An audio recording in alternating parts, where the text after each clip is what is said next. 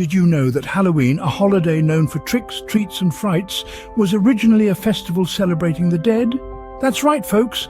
This spooky celebration dates back over 2,000 years to the ancient Celtic festival of Samhain. The Celts would light massive bonfires and don elaborate costumes, not for fun, but to fend off wandering spirits. So next time you're enjoying a candy corn or two, take a moment to remember the ancient ghostly roots of this candy-coated event. Let's turn back the hands of time, some 2,000 years ago, to the ancient Celtic festival of Samhain. Picture the rolling hills and verdant green fields of Ireland, where the Celts, a collection of tribal societies, held sway. As the leaves turned from green to gold, signalling the end of the bountiful harvest season, the Celts prepared for Samhain. Samhain was no ordinary festival. It was a time when the Celts believed the boundary between the living and the dead dissolved. As the air chilled and winter's icy breath began to touch the land, they thought spirits crossed over, causing trouble and damaging crops. But the Celts, brave and bold, were not easily cowed. Instead of fearing these spirits, they decided to commemorate this time with a grand festival, a celebration of the end of the harvest and the start of the cold, dark winter. They lit bonfires, believing the flames, smoke and ashes had protective and cleansing powers. They donned costumes usually consisting of animal heads and skins, perhaps to blend in with the wandering spirits or to ward them off. They made sacrifices to their deities and told each other's fortunes.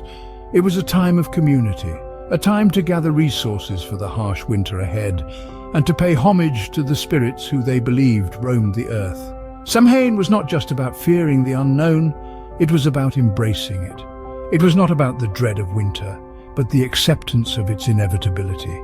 It was a celebration of life amidst the symbolism of death and decay. It was about acknowledging the cyclical nature of life, the end of one season and the beginning of another. So as the nights grew longer and the days shorter, the Celts found not despair but joy. They found not fear but courage. They found not death but life in the heart of winter. Even in the face of winter's deathly grip, the Celts found a reason to celebrate, showing us that there's always a silver lining. As the Roman Empire conquered Celtic territory, Halloween began to take on a new form. Now let's travel to a time when the Roman Empire, in its vast expansion, engulfed the Celtic lands. The Romans were a pragmatic people with a knack for assimilating cultures, and they did so with the Celts too. As the Celts' Samhain intertwined with Roman customs, the celebration evolved. The Romans had two significant festivals around the same time as Samhain. One was Feralia, a day in late October when the Romans traditionally commemorated the passing of the dead. The other was a day to honor Pomona, the Roman goddess of fruit and trees. The apple, the symbol of Pomona, might be the reason for the Halloween tradition of bobbing for apples. Imagine the scene, the eerie Celtic Samhain merging with the solemn Feralia, and the festive Pomona's Day, the spirits of the dead, the remembrance of the departed, and the joy of harvest and abundance all intermingling. The result? A vibrant, multifaceted celebration that was more than the sum of its parts. These were not just the merging of festivals, but also a fusion of beliefs, values and cultures. The Romans and Celts, despite their differences, found common ground in these celebrations.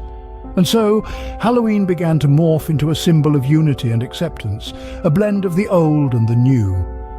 The fusion of cultures gave birth to new traditions, a testament to the power of unity and acceptance. With the spread of Christianity, the ancient festival evolved yet again, becoming All Hallows Eve.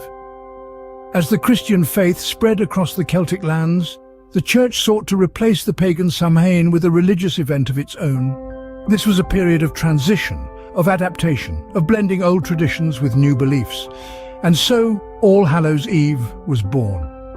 It was a time to honor the saints and martyrs, those who had dedicated their lives to faith and sacrificed themselves in its name. The concept of celebrating the dead was not entirely new to the Celts, but the focus shifted from fearing spirits to honoring saints. All Hallows Eve was the vigil before All Hallows Day, a day dedicated to all the saints and martyrs who didn't have a special feast day of their own. On this night, Christians would gather to pray and hold vigils. They would light candles in remembrance, not to ward off spirits, but to honor the holy. They would offer prayers not for protection but for souls. The night was still filled with rituals and customs, but now they were steeped in faith, not fear. But old habits die hard, don't they? Despite the church's best efforts, the people held on to their customs. They still lit bonfires, they still dressed up, they still celebrated as the veil between the worlds thinned. Only now, they did it under the guise of All Hallows Eve. And so, the ancient festival survived, transformed yet recognizable. The church might have changed the name and the focus, but the essence remained. The celebration of the dead, the respect for the otherworldly, the rituals and customs, they all survived. They were reshaped, reinterpreted, but never forgotten. The transition from a pagan festival to a Christian holy day is a reminder that change, no matter how daunting, can lead to new beginnings.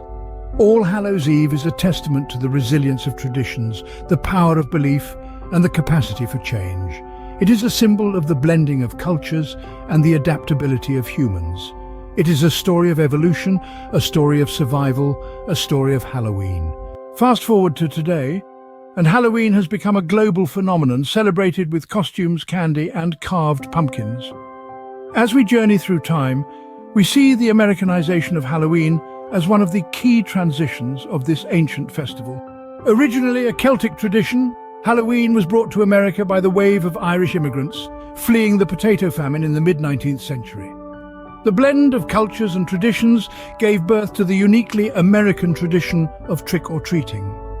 As the story goes, children would dress up in costumes, going door to door asking for treats, a practice that echoes the ancient Celtic tradition of leaving out food and wine for roaming spirits. The tradition of trick-or-treating, while originally an offering to appease wandering spirits, has evolved into a fun-filled activity for children and adults alike.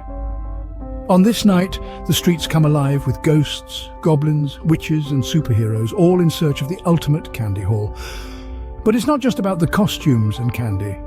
Halloween has also become a canvas for artistic expression. The humble pumpkin, once a symbol to ward off evil spirits, is now the centerpiece of many a doorstep, carved into intricate designs from the classic grinning jack-o'-lantern to elaborate glowing works of art. And let's not forget the commercialization of Halloween. What was once a spiritual festival has morphed into a multi-billion-dollar industry. From costumes and candy to decorations and horror movie marathons, Halloween is big business. Yet it's not all about the money.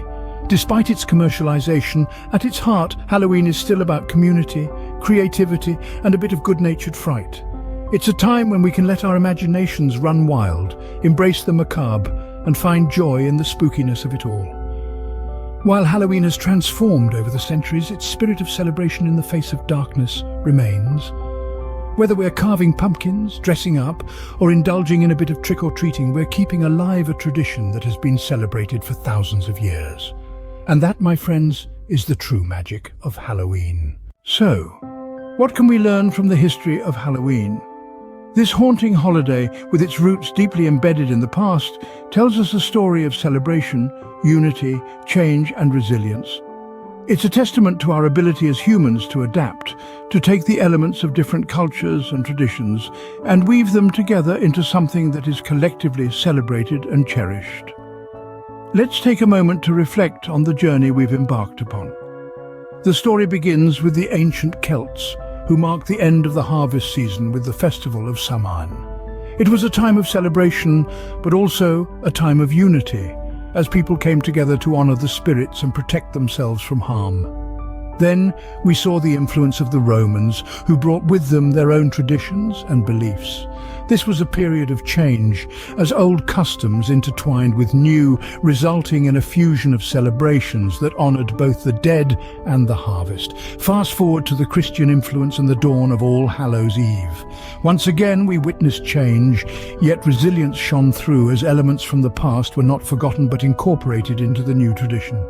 And finally we arrive at the modern Halloween, a holiday known for its costumes, candy and community celebrations. It's a testament to the spirit of the human race, our ability to take something ancient, transform it and keep it alive in our hearts and our traditions. But it's not just about the candy and the costumes. It's about the spirit of Halloween. The joy, camaraderie, the thrill of a good scare, and the comforting knowledge that we can face the darkness and find light. So this Halloween, as you don your costumes and collect your candy, remember the lessons of the past, embrace change, celebrate life, and always find the joy in the face of darkness. For it's in these moments that we truly understand the spirit of Halloween. As we conclude this journey through the history of Halloween, remember to stay safe, enjoy some candy, and have a happy Halloween.